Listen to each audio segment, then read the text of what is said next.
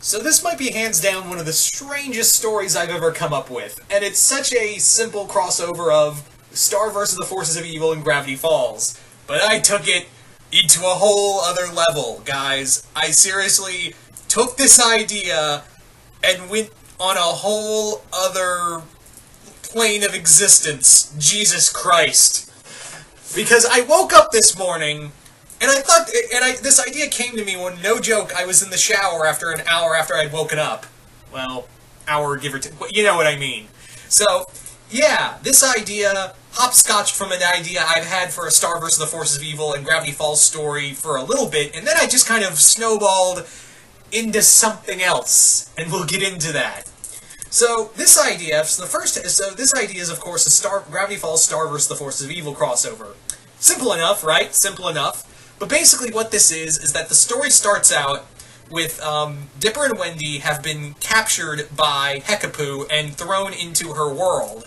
You know, her world where the world moves faster than it does out in the on Earth. So, like how Marco is able to be older in her world and still remain young on the outside.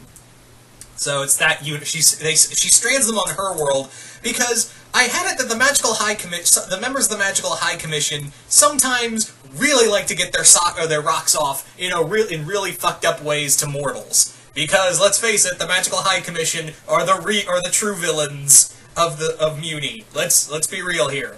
So in this story,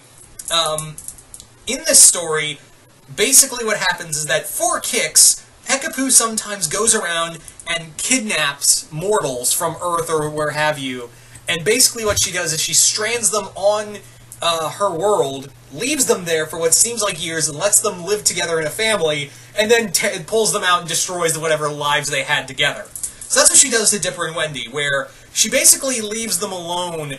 She captures them, pulls them into her world, forces them to live together, grow up together, and have kids together who they have twin sons who are named Cain and Abel. Cain and Abel. Then she's like, okay, she pretends like, oh, hey, I have a portal here. Sorry, you guys, I totally abducted you on accident. Here, take this portal out of here. You and your new family can go home and enjoy Earth. They do go back to, Earth, back to their original selves, and because Cain and Abel didn't exist on Earth at the time, they are wiped from existence. Yeah, that's, told you. I could honestly believe Hekapoo pulling some really fucked up shit like that, just to, have some fun. Because clearly she didn't mind mentally destroying Marco the first time and trying to jump his bones. Let's be honest here, people, that was it. That's what happened. Anyway, so in this, you can imagine, also at the time, because Mabel, Stan, and Ford and Seuss are trying to get help from Marco and Star, and basically like, yeah, can you help us find our missing our missing family members? And yeah, Hekapoo pulls them back out. They're back to being young. They've lost their kids, and their whole world view is destroyed. And obviously, they're a little irate. So it's actually Dipper who actually goes ham on Hekapoo, who he had to spend years living with Wendy and growing up together to be total badasses. So he takes his sword, slashes out Hekapoo's left eye, and in a fit of rage, Hekapoo kills him. Well, comes close, mortally wounds him, and in an act of desperation, Star brings him to Eclipsa, and Eclipsa is like, well, fuck, I don't know what to do here, because if I try to use my magic on him, something might backfire. So Dipper is accidentally killed. The magic accidentally overwhelms and kills him instead of heals him, but it doesn't exactly leave him dead. You see, he goes total Pet Cemetery, or more to the point, he becomes more Skull Knight. He goes total World of Warcraft Dread Knight.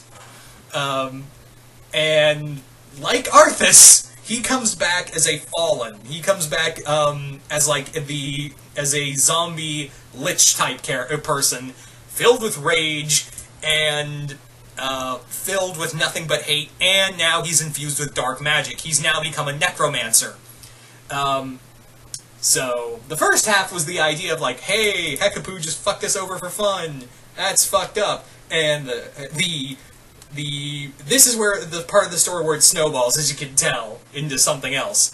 So, Dipper, now going by the, now calling himself by his real name, Mason, is like, well, you guys are so fucked at this point. So, he manages to escape, and he goes to a nearby human graveyard, and resurrects as many people as he can. He, more or less, he resurrects people, he resurrects multiple warriors and monsters alike, and other races from throughout Muni's kingdom, resurrects them, and turns them into his undead army.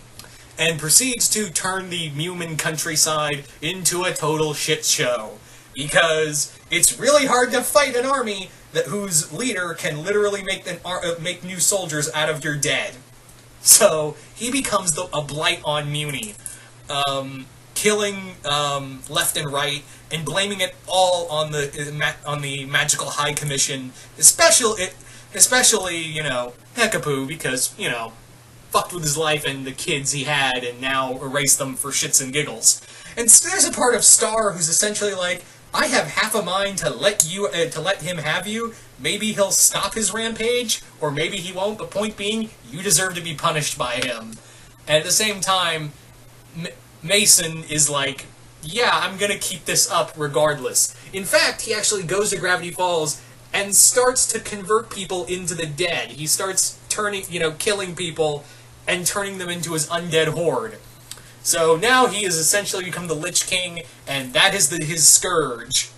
So the dark magic that Eclipse infused him with has essentially driven him mad. I told you this story was goddamn insane. And at the end of it, I was thinking of having this fun idea of Eclipse, like, maybe she did know what was going to happen and wanted to use Mason as her instrument of vengeance on the Magical High Commission for what they did to Meteora and her, as well as Globgor. At the same time, she's like, well, I didn't know specifically that spell would turn him into a necromancer. But hey, get to take out, the Magical High Commission for us. And it'd be her way of getting a indirect middle finger to Muni after everything they did to her. So that was the idea. Didn't really think of how to end this, because I was kind of like, this is what happens when you kind of marathon a few clips from World of Warcraft the night before, and suddenly this idea kind of spawns into it. Probably one of the strangest ideas I've had, and usually one where I'm like, duh, okay, yeah. So, you guys tell me in the comments below, what do you guys think of this idea? Is this just completely batshit insane? Just comment below, let me know. Yeah. Also, Dipper called himself I had him like he was going to call himself the Skull Lord or something edgy and dark. You can tell I completely was nuts about this idea. It was completely random ass with this idea. But once again, hope you all enjoyed this, and I will see you guys later.